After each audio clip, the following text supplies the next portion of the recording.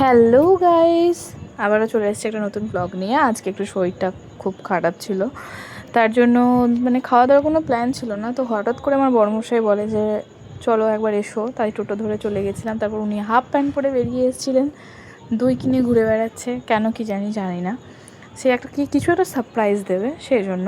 তো বেশ ঠিক আছে, চলো দেখা যাক। ওই জন্য আমিও পৌঁছে গেলাম গোলাপবাগ মোড়, যে সারপ্রাইজটা দেখার জন্য। চলো।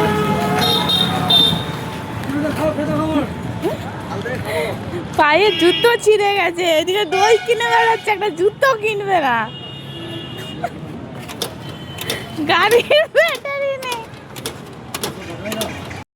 তারপরেই আমরা বাড়ি পৌঁছে গেছিলাম। তারপর বাড়ি পৌঁছে গেছিলাম। বাড়িতে ঢুকেই দেখি দরজা বন্ধ করে দিচ্ছে, ঢুকতে দেবে না, এরকম একটা ব্যাপার। তো দেখা যাক। আমি দেখবো তো আগে, দেখি রান্নাটা দেখি, আমার ভিউয়ার্স দেখাতে কি খাবার দেওয়ার বাহানায় আমাকে বন্ধ করে দিয়েছে। দেখি দেখি দেখি, ওরে সর্বনাশ, সাবাস, বাহ, তুই রান্না করেছিস?